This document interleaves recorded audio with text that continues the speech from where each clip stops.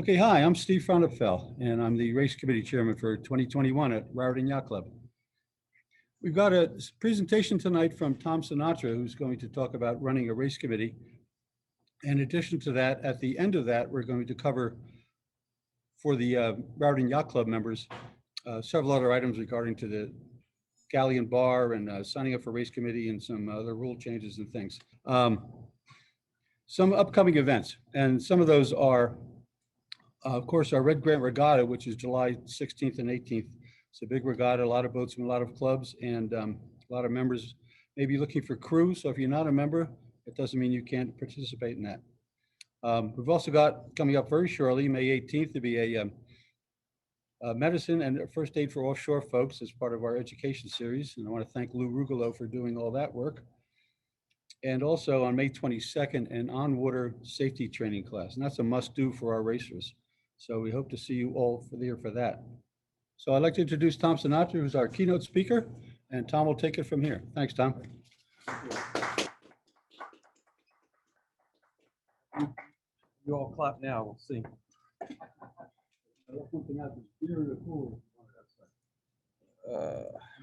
How's that look? Everybody seeing that? So looks good on our side.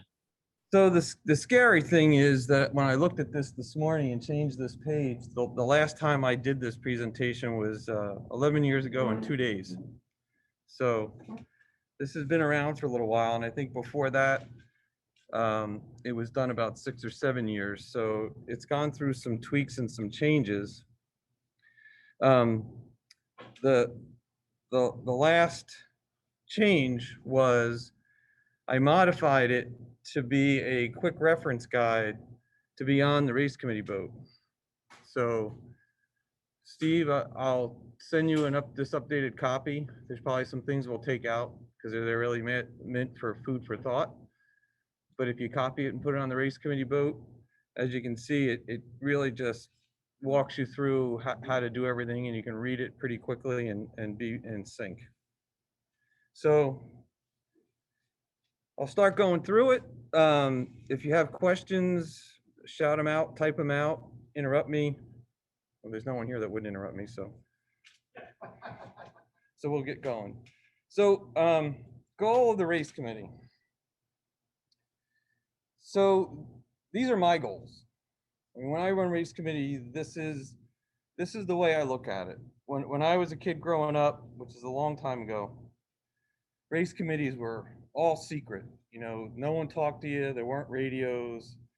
You could do whatever you wanted. They weren't going to answer your question. They were going to shoot off guns, raise flags, and either you were there or you weren't.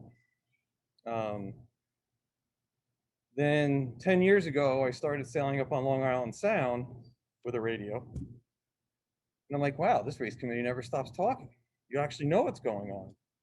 You can anticipate, you can plan. I'm like, wow, what a difference. A whole different experience to sailing and being on a race course. So if any of you have ever been out there when I'm on the race committee boat, I will be chatty to a point. I will let you know what's going on. I will answer certain questions, but there's a limit to what you should say and not say, because you want to be careful to not leave anything out or be misleading. So I encourage you to be fair, be open-minded, communicate what you can. And if you make a mistake, 9 times out of 10 you can fix it. And we'll talk about how you can fix most of the problems out on the race course. So, like I said, those are my goals. And that's how I approach it when I get out there. So the first thing is, you know, where are you going to do the race course? So when I was race committee chair, towards the end, I actually asked them to not put in R1 and R2. And I know that's a very controversial topic. The reason for that is there's a whole lot of bay out there. And now we have less restrictions than we've had in the past. And you're not really limited to sailing between R1, R2, and T. Sometimes Y. So I really encourage you that if you're our race committee, it's your opportunity to go out there and race on a part of the bay that you don't race on often. And many of you that sail on races that I set up a course on, I try to do something different, at least to make people think. You know, if you keep sailing from Y to R, or T to R1 and T to R2 and Y to L, and what are the other popular ones? A, Y to T, Z, Z to T. I mean, you're only sailing in certain spots. There's other parts of the bay to do. And if you come down, and again, it's not easy, but if you can come down and sit upstairs and look out on the bay and look at the wind and anticipate and plan, you can probably set a pretty good course and sail on a piece of the bay that you don't sail on every time. And to be honest, it makes it more fair, because a number of us that have sailed here for 40 years know under certain conditions you do X. Doesn't matter what's going on. If the current's doing this and the wind's doing this, you do X. And if you set up one of those courses, the people that have been here long enough are going to go and do X. So if you have those conditions and you sail a different part of the bay, it's like, oh, is X going to work tonight? Or do we have to try something else? It makes people think. So the goal is run a fair race and try and get your competitors to think. So anyway, these are the things to look at, figure out, do a wind check, check the hand bearing compass if it's on the boat. You want to make sure that you pick a mark where there's plenty of wind. Boats have enough wind to maneuver. There's navigable water on every side. There's no obstructions. And a mile downwind is the same.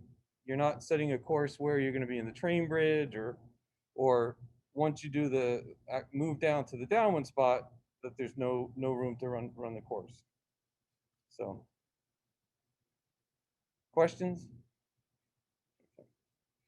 So, courses, windward lewards. In the bottom of here, when we get to the end, I added some other thoughts.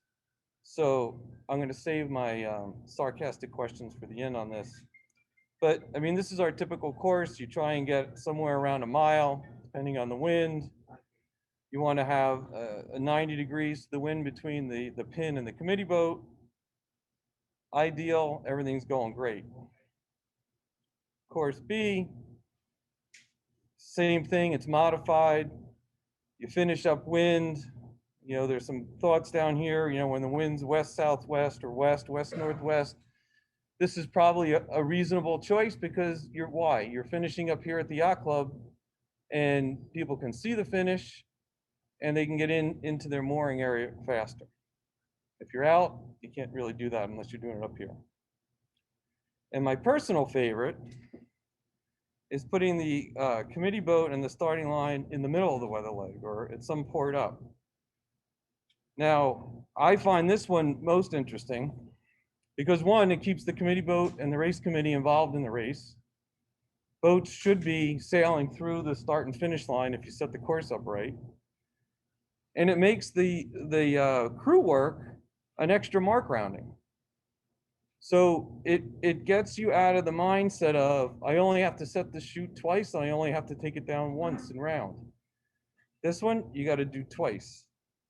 So if you have good conditions, nice night, this is not a bad option, because you're giving the boats, you know, extra crew work, and they have to plan and think about it. It's not like, all right, I got the hired in the right spot for the first one, the second one, now you need it for the third rounding. Setting the starting line. Again, all pretty much common sense. You know, avoid using governor marks for the pin. Why? Because metal objects don't bounce off your boat that easy. So you try to avoid that. The pin end should always be on the port side of the committee boat. We'll talk a little bit about that later. Frequently we get in the habit and we set it up the other way. There's reasons why you don't want to do that, and I strongly discourage it. Starting line should be at least 25% more than the side length of the boat you have starting. Give everybody room to be on the line. Square. You can do all of this, and if your line isn't square, you can have a 4-mile long line, and it's not going to matter because everybody's going to be on the committee boat. So if you want to spread it out, you want to keep Martin Rowe's fresh paint job clean, set a square line and give everybody plenty of room to start. Short line is not making things harder, it's creating protest potential and contact potential. So it's not who's the better starter because it's a shorter line, it's who can stay out of trouble and who wants to protect their boat more. Questions? All right. Choosing the course. Obviously, A is simpler. B is not much harder. You just have to move and anchor twice.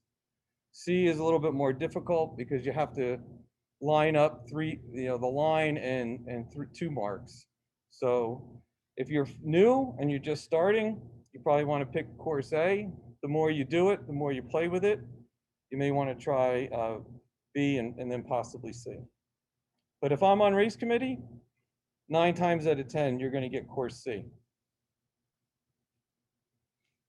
Before the start, kind of a checklist. Check everybody, all the yachts that are on the race course, verify the classes that they're in, mark down on the scratch sheet, the course, the distance, the direction, all the nice information for the night. You think it doesn't matter, but I guarantee you, someone's going to do a protest. There's going to be other things that are going to go on. And I can't tell you how many times I went scrambling through the paperwork to get information to prepare for something. Also anticipate, if the wind is blowing from the west, southwest, and the tide is, I can't see it, I think the tide's coming in, there's a good chance you're going to have boats over early because you're going upwind with the incoming tide, it's going to drag them to that starting line faster. So under certain conditions, you can anticipate whether or not you're going to have an individual recall or a general recall. So if you think about it and you look at the conditions, you can have somebody with the end flag ready to go. If the starting line's not square, prepare to fend off. Which part, the fending off or not?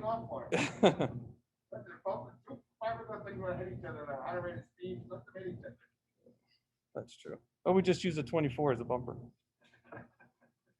So I put this 5-minute delay up there because I think that was added after these slides were put together. But basically what this slide is doing is it's talking about the flags and the clock. So back when this was done, A3 started first. So A3 flag goes up. You have 5 minutes. Only the class flag is up at this point. A minute later, the prep flag goes up with a horn.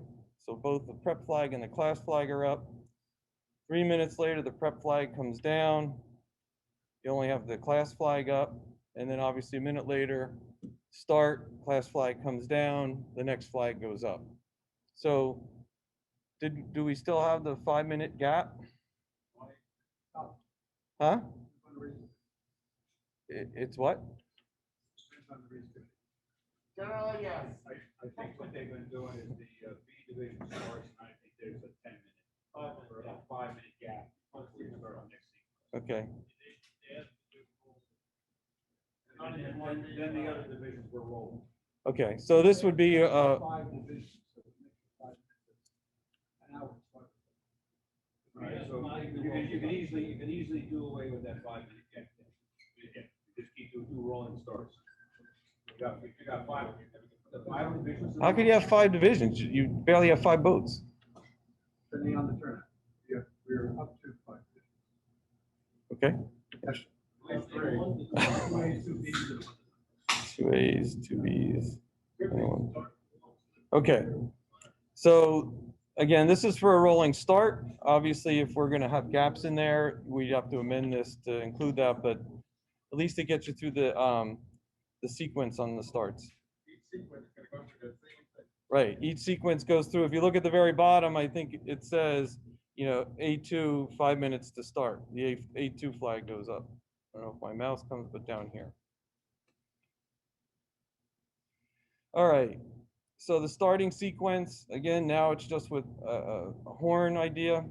A3 goes up 1 horn, class flag is up, the prep signal goes up with another horn, they're both up, prep flag comes down, you have a long horn, A3 flag comes down at the start, A2 flag goes up.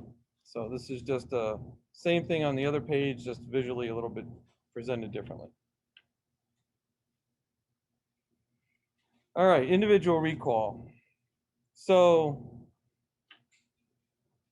the philosophical question in the room is going to be, when do you do an individual recall versus a general recall? And the answer is, it's going to be the race committee's decision. My rule is, if I can identify all the boats that are over, they get called back and the one boat may sail on. That's the way it should work, in my opinion. Some people feel if it's 50% or over, call them back. I don't subscribe to that because you're penalizing the 50% of the fleet that did it right. So you as the race committee chair or running that race, you need to make that decision. But the flag goes up, 1 horn, and then comes down when the boats have come back, or I think it's written somewhere else. What is it? 1 before the prep flag of the next fleet? Yeah. So you have basically a minute to get people back. Is it prep or is it the prep down? I don't remember.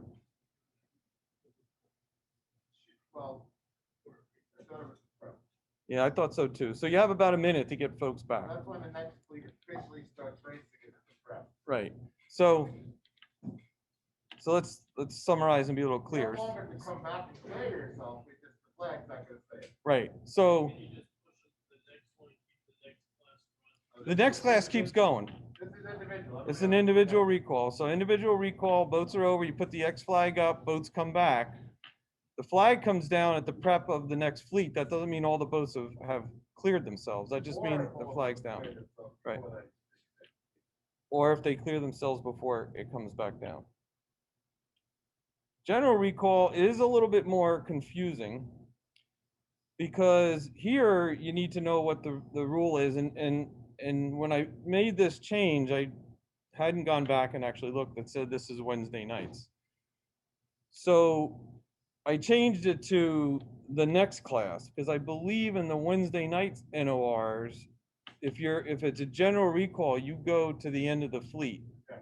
So general recall goes on, you know, you put this up, 2 horns. When you bring it down, that's going to be a minute before the starting sequence for the next fleet to start. Okay. So flag goes up with 2 horns.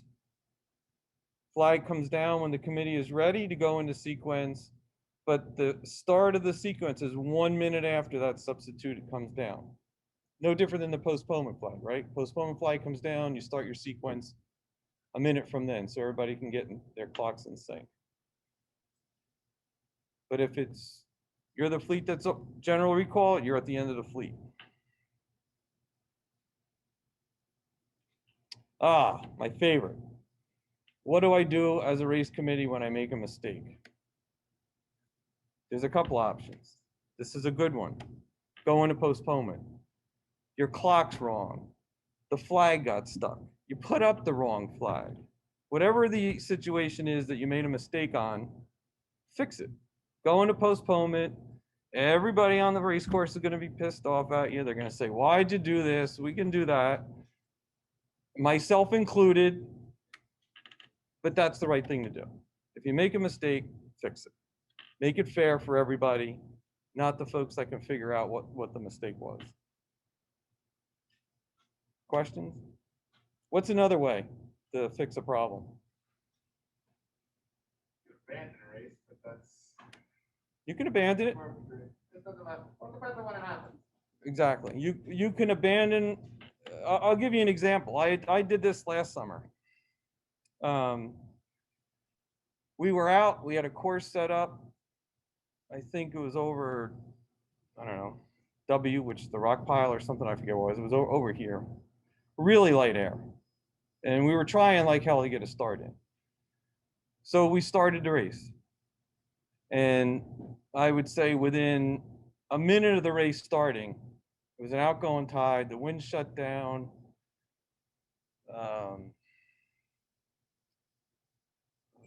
Trying to think of the boat names. Dancing Bear was almost was going out with the current. Some of the other boats they were going, there was one little boat that was 4 minutes late for the start, 5 minutes late for the start. But because they were sailing against the current, they were the only one on the race course with any chance to do well in the race if the wind came in. So we abandoned the race. It's just not fair. Boats are sailing out. You can't sail the race course, abandon it. Now we let them go for a little while because we were waiting to see if the wind came in. But eventually we just abandoned it, had everybody come back, and then we ended up abandoning for the night because there was no breeze. But the options are on the table to fix it. If it looks like something's out of whack, do your best. Finishing. Finishing is a little bit more complicated. Abandoning, there's another slide on it, but go ahead, I'll give it a shot. I know there was a race last year where we still had an hour and a half or 45 minutes to make it back to the lighthouse. And they called the race just as like we made mark and time split. Why don't you allow it to fish out? Yeah, so there was a race last summer. I don't know the Still circumstance. 45 minutes left. No, there's 40 minutes left. Firefly made the lighthouse. Firefly made the lighthouse. There was an incoming current. There was like one or 2 or 3 knots of breeze. Okay, Very so light. questionable right there. Go ahead. But they had 40 minutes to finish, and race committee called the race under the 2-hour time. 40 minutes to finish. So would everybody Yeah, agree I that think boats would have finished. Yeah, boats would have, absolutely. boats would have finished? And it's 40 minutes left with an incoming current, and you got to go from the lighthouse to the pool. There's a time limit of 2 hours, and the race committee should never call the race inside the time limit given. that's not necessarily true. That's not necessarily true. If the conditions of the race, if the Breeze condition, can come up in 10 minutes. Come on, you kidding me? if I've the, seen race committees call races for big wind shifts, not for the lack of Well, wind. big just wind for shifts the is a different thing. No because it longer makes it an return unfair as of conflict. sailing. so all valid points, all of you get the opportunity to be race committee. All of you get the opportunity to apply these feelings. Would I have, again, it's not me, in my opinion, would I have canceled the race? I don't know. But in that time frame that there was no wind, are people getting taken out off the race course by the current? And No, we're Yeah. all still making There- progress towards the lighthouse. oh, Slow. I mean, I've started races where the 105s have come over to me and say, we can't go upwind and get across the starting line. But a boat with a full jib has no problem sailing. So do you, what do you do there? It's, to me, if you can get going and you can get your boat moving against the current, there's techniques on how to start with the, adverse current. So, Maybe I'm on opposite, I always feel breeze and feel. well, It's not really based on, decision should be based on the time limit. Decision should be based on is this sailing fair test of sailing? exactly. That's going on right No, now. Time limit should but- be not a In that factor. particular To me, the case time he's limit speaking about, shouldn't be a factor. it would have been a fair conflict. Again, we could, yes. In summary, I think what we're saying is that it's up to the race committee. Opinion. Right. It's up to the race committee's opinion, but if you go back to slide 2, try and run a fair and equitable race. That's what you're out there for. So if you, as the race committee, say, I think this is fair and equitable, and you're doing it and you think that's right, then by all means proceed. And until such time we have a professional race committee and we set standards. Finishing, a little bit more complicated. And I've fallen victim to this myself. Again, the course should be set up where the finishing pin is on the port side of the committee boat. And in a windward leeward, I mean, when you go upwind, everything is the same. Keep that together. The more important thing is have a lot of people reading time, have a lot of people writing down sail numbers and times, and keep it all on recorded if you can. Someone did that on one of our race committees, and that was amazing because we had to go back because we lost somebody. But it's always a good idea to have multiple people writing things down. You know, make sure you get the numbers down correctly. Questions on finishing? No rule. Is it? Spoiler alert. Spoiler, okay. So I'm a believer in the old-fashioned way on scoring. I know that comes out. There's pencil, paper. It's a very simple formula. It's on here. If we have the sheets, which I have some, we can print them out and put them out there. But with a little bit of arithmetic, you can easily score it as a draft copy and send it off for someone to type into an Excel sheet that I know Gary handed me, which was great, that you plug it in, type it in, and you're good to go. And then you can do with it as you wish. Any questions on this? Again, this is just, simple formulas with the,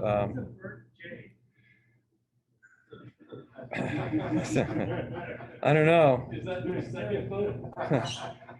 I don't know. It goes along. I mean, some of these are a little bit on the older side, but Everyone was pretty salient.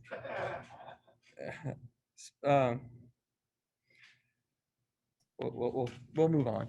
For those calculations, was the 1 hour, 3,600 seconds just for demonstration? Or is that actually a rule that you use that as the basis for calculations? That is, so the question from the Zoom folks is the 1 hour, 3,600, is that there for representation or is it for real? That's actually for real. If you just assume the race took an hour, then everything is seconds from that hour, and it makes the math much simpler. So the first boat across is 3,600, you know what theirs is, and then it's just 5 minutes, 4 seconds from there, or 1 minute, 30 seconds from there, or 28 seconds, and all the math will work out just fine. Yeah, Tommy, can you hear me? Yes. Yeah, one of the main reasons for using the 3,600 is that if one of the boats finishes faster than 3,600, in other words, 3205, you don't get into negative numbers. You follow me? Yeah, it'll solve the negative number issue as well. That's correct. Yeah, it allows the calculation to be all positive numbers, and it would make you crazy if you started at 0 and had somebody finish below 0. Well, and it would be equally as challenging if it was 2 hours, 4 minutes, and 37 seconds. You don't want to do your math off of that either. So yes, it simplifies it. Yeah. Got it. Thank you. Abandonment. Someone asked, we brought up abandonment. So there's a variety of abandonments, right? So the difference between a postponement when you want to fix an error and an abandonment is if you want to just deal with the fleet that you have that hasn't started yet, you can postpone and address a starting sequence error with that fleet. If you abandon, you're impacting every fleet that has already started. So there's no way to say I'm abandoning A2, but I'm not abandoning A1. So when you do an abandonment, it's everybody that started. So if only one fleet has started and you're trying to fix them because there was a massive wind shift, you can abandon that race, bring them back and reset your course and go again. Once they've started and another fleet starts and you want to fix a problem with them, you have to do it before the start and it has to be a postponement. Does that make sense? Yeah, let's go on a race that started. Exactly. And if you abandon, you're abandoning every race that started. Unless you're, okay, and then there's different abandonments. There's abandonment for and come back. There's abandonment no more, go to shore, and then there's everything's done for the day, which are the 3 different flag sequences on the left. Which I guess you could use a couple of those. All right. Appendix A, thanks to Frank. So I actually stole this. I had written something up and I saw this online, so I stole it. So the new rule is boats have started and finished when their hull has crossed the line. And no longer bowsprits, no longer crew and sailing conditions, it's the hull. And you have officially started when your entire hull has crossed the starting line. I don't know, can you see it? I'm blocked off. Can I ask you a question? Does that go for starts if my entire hole's not over the line? Am I still good start? No, you haven't started until you can't be over early, but you haven't officially started until your whole boat has crossed the starting line. It's now fall. Right. No longer bowsprit. Right. When you're pulling when you're pulling the line.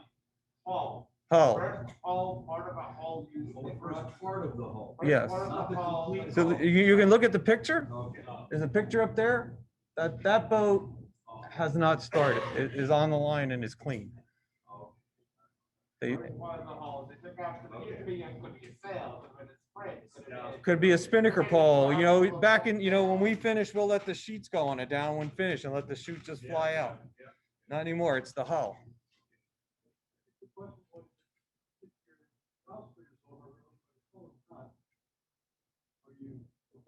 You're okay. That's what that's showing. That boat has a bowsprit. The bowsprit's to the right side of the line. hull. Bowsprit. 2021 for hull because it changed the rules because they're assuming in the future or near future, and some classes do it now, we use transponders. My transponder's gonna be mounted on hull. So that's kind of why they changed the rule of the reason.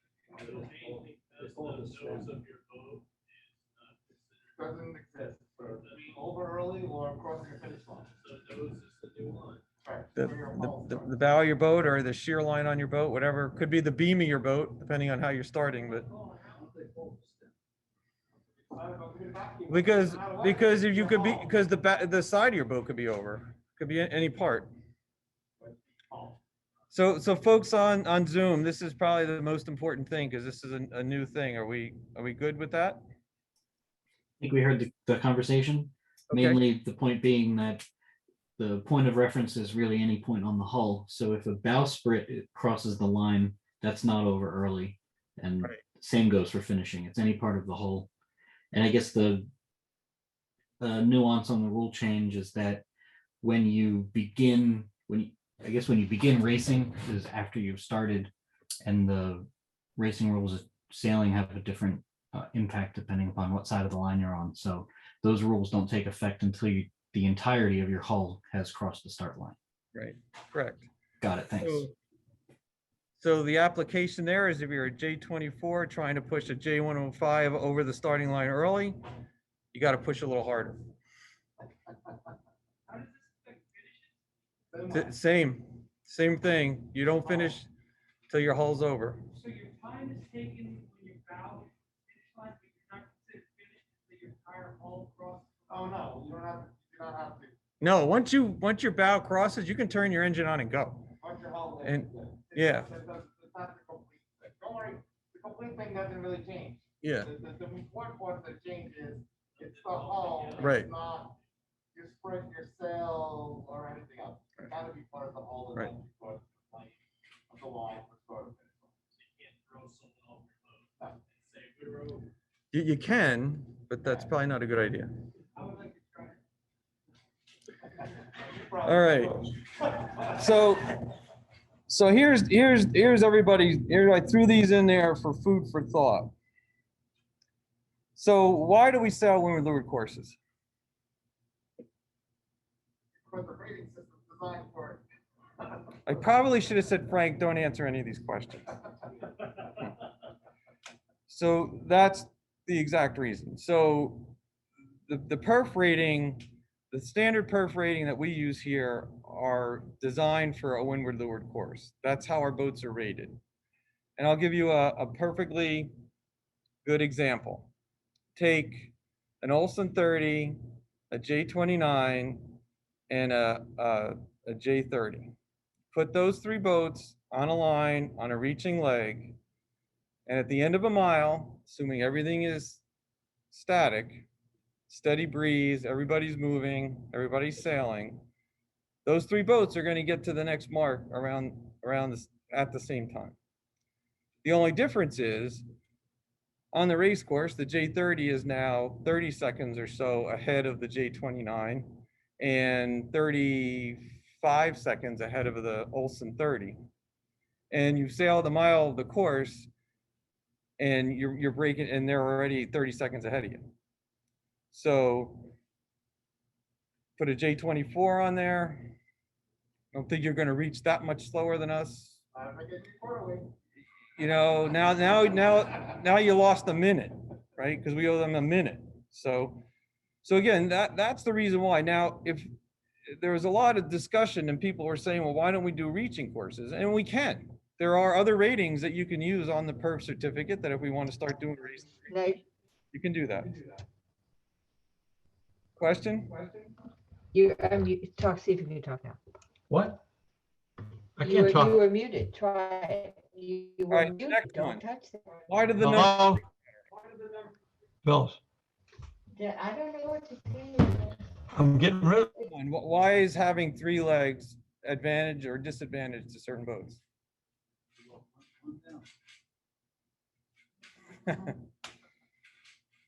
Anybody here ever race against a Santana 30-30?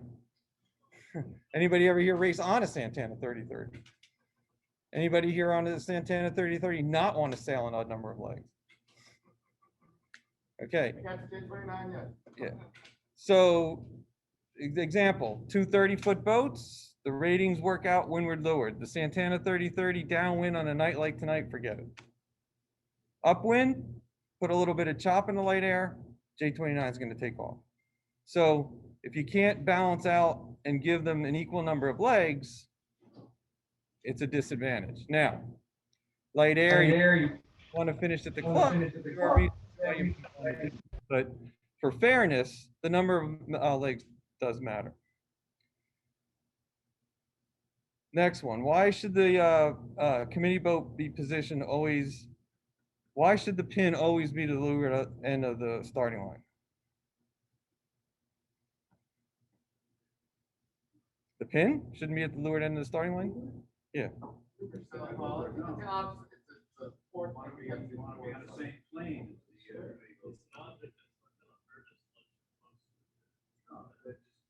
All right, well, let's table that one. Maybe the way I'm wording it and what I'm saying isn't getting across. Port end. Why should it be the port end of the line? Yeah. But we'll come back to it. There's a slide that's going to talk about that. So race condition, race courses and consideration. So obviously wind speed, current, and location. We talked a lot earlier a bit about the location coming down, trying to pick different places, but you don't always get, and this is, I make this go away. You don't always get, oh, there you go. You don't always get the perfect, you know, it's blowing 8 to 10. You got half a knot or less than a half a knot of current going across the course.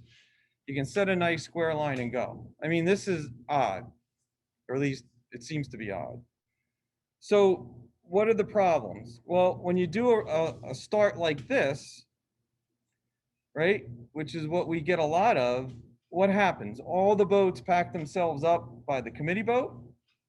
And unless there's some tactical advantage to be the leeward boat and going in the other direction, everybody's going to be eating lunch with the race committee. It's just as easy to set a square course as it is to set one up that's skewed. You just have to take the time and do it right. People are gonna be yelling at you, come on, let's go. What are you waiting for? Let's get it going. Just take your time and try and do it right. Make it fair. What this is doing is these people down here are saying, you know what, I don't want to get in. I don't want to bump up against the other boats, or I'm intimidated with all the yelling and screaming that's going on up there. So I'll just go down here. So you're forcing people to make decisions based on how much they either feel comfortable with the rules or how much they want to mix it up. If you give them this, then there's less of a reason for them to be, concerned about it. Next one. This is the one I was trying to get to earlier. You have these boats running down the line. Well, instead of having to make the decision to bail out because you're not going to make it here or bounce off the pin because it's soft and bouncy, you now have to make the decision, are you going to make it behind the committee boat? Or am I going to try and go in front of the committee boat and get stuck on their anchor line? So this is the primary reason why you don't want the committee boat at this end of the line. Instead of having to joggle around a 3-foot diameter, or in our case, an 18-inch diameter bouncy ball, you have a 26-foot race committee boat with probably 5 or 6 a road out, maybe 10 feet more, that you now have to try and get around. And have we not seen boats get stuck on the race committee line and anchor line? So this is why you don't want to do it, especially if you have a strong current going across the course.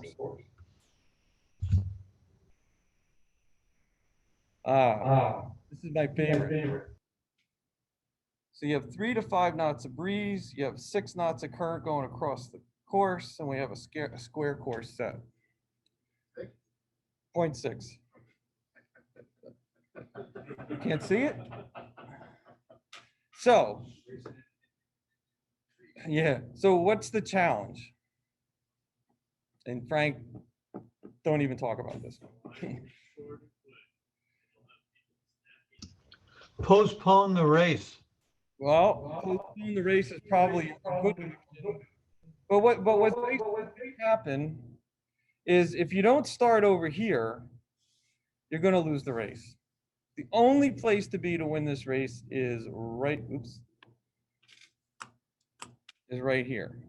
Because when you tack onto port, you're going to sail and the current's mark. All these other boats here, if every boat length they go the other off to starboard, when they tack, they're going to end up going downwind to this starting line, the first mark.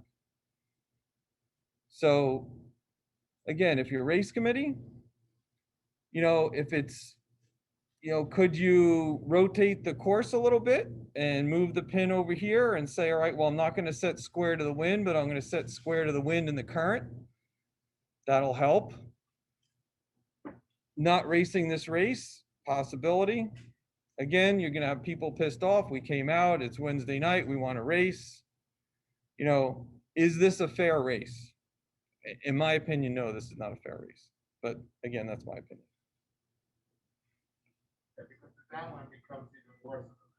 Oh yeah, I have a dramatic one on that. So here's another one. 5 knots of breeze, you're going with the current going upwind, you're going against the current downwind, and you got 3 to 5 knots of breeze.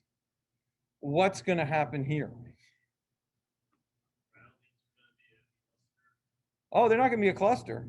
The last boat to that mark is going to be the one that's going to get around it. Right? Because everybody, as soon as they turn to go downwind, set their chutes, they're going to stop. They're going to be sitting at that mark.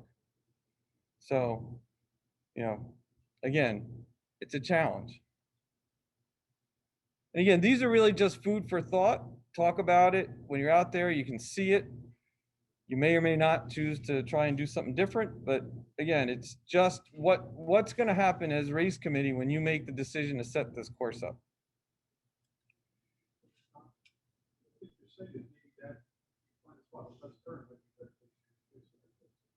That might be a good time to look for another place to go. All right, this one. What's going to happen here?